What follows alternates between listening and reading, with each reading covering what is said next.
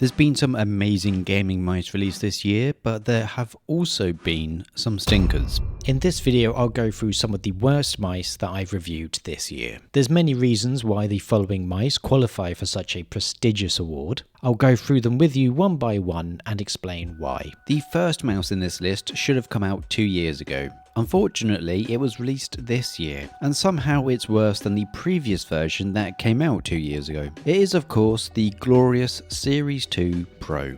When the Series 1 Pro came out, I was pleased with it. It had a decent quality to it, it looked pretty nice, and it has the same shape as the Viper Mini, so it was technically a wireless version, which at the time people wouldn't shut up about. Almost 2 years later, the Series 2 Pro arrived, and it felt worse than the Series 1 Pro. It has sensor upgrades that brings up to the 2024 standard, but includes the worst optical switches currently available, ratio opticals. When these are combined with a very light shell, such as this, it results in the mouse feeling like a toy, and completely removes any semblance of quality that the mouse might have. Furthermore, the full price of this mouse is around $130 for a shape that they already used before and they didn't even come up with. It felt like there was little to no effort put into this mouse at all. This is one of the most forgettable mice I've reviewed in a long time. The next mouse is going to be a bit surprising as it's one of my most used mice of this year, but that's mainly because I left it on my desk at home, so that doesn't really mean much. Anyway, I enjoyed using this mouse despite it being a smaller G703, but it makes this list because despite Sprime hitting the ground running, then tripping, as some people had squeaky mouse 2 buttons, then started running again, they then tripped up a second time when it came to the 8000Hz polling rate dongle. Now this isn't a big deal as 8000Hz polling is arguably rather pointless, but to me, going radio silent since the 27th of February and to tell others that it's coming next month when they email you isn't great at all. And guess what, people are still waiting. And this raises many questions such as, are Sprime dead? What happens to the web-based software if they disappear? Regardless of the situation, it's disappointing, especially considering the fact that despite this squeaky mouse 2 button, it's a really good mouse, but I can't recommend anyone to buy it anymore because Sprime seems to have disappeared. And the next mouse is also a surprising inclusion, and that is the Ninjutsu Sora V2. Ninjutsu also kind of disappeared for many months after the V2's release, with some bits of communication relating to their struggle to providing an 8000Hz dongle. When they finally delivered the dongle around 6 months later, they provided it at a cut price of around $10, down from its original and rather ridiculous price of $19.99. It's now sold out, and there's been no update on if there's going to be any more. And there's probably a reason behind that, because of their collaboration with Vaxi. Ninjutsu used to be a rather inventive company.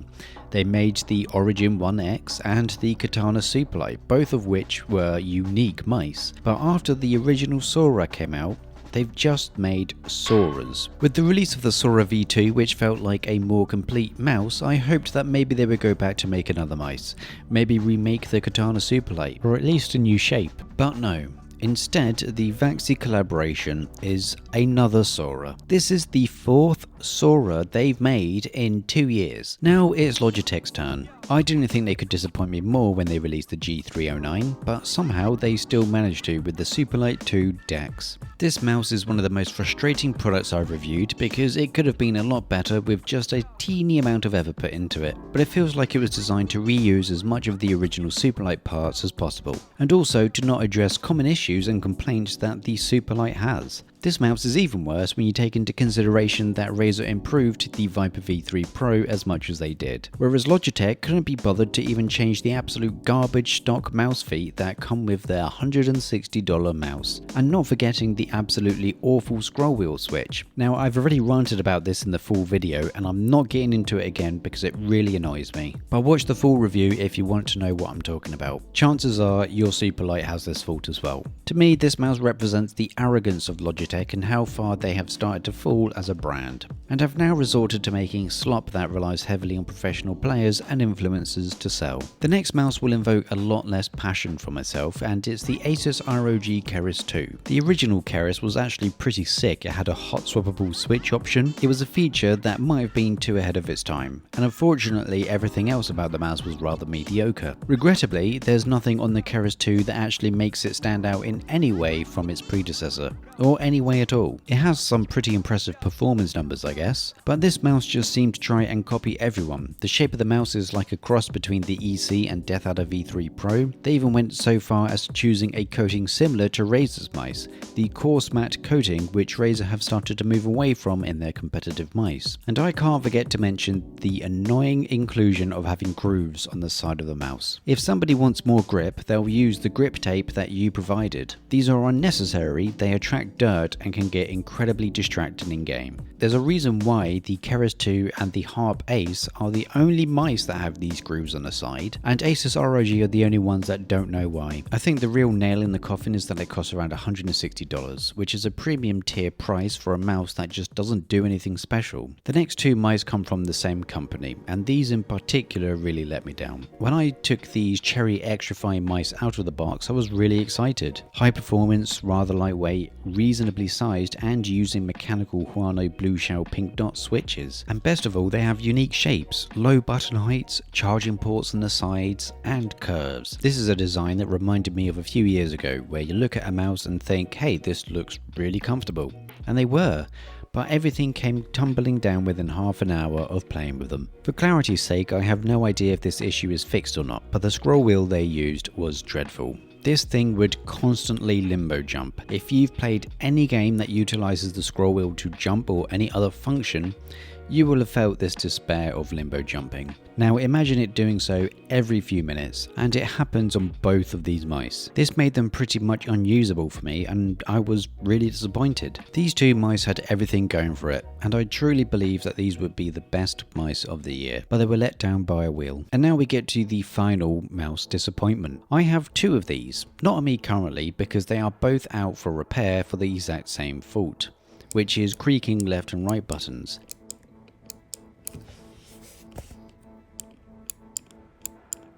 One of these I've used for less than 20 hours, and the other one less than 1. But I guess it's my fault, right? Because I got a first batch version, and everyone knows you shouldn't buy a product and expect it to work. I never paid any attention to what Finder Mouse did over the past few years, because I wasn't prepared to buy a mouse from a scalper or spam F5 on the website when it was released. But the Ultralight X was going to be in continuous production.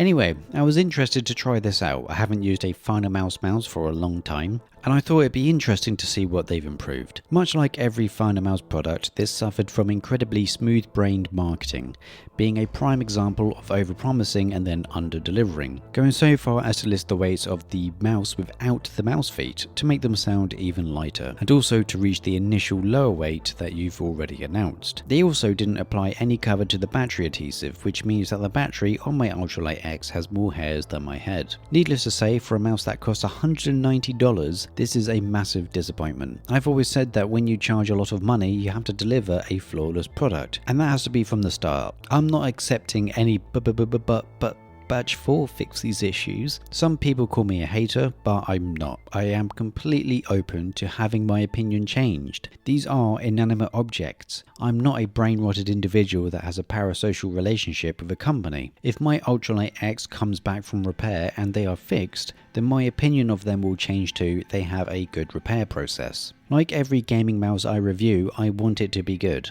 I like gaming mice, and this mouse clearly has had a lot of effort put into the performance. X panel is great, the XLAT stuff is also awesome, the ability to 3D print shapes to try them out first is fantastic. Finder Mouse does stuff that is innovative and really cool, but you can't put all of this high-powered internals in something that has the structural integrity of a croissant.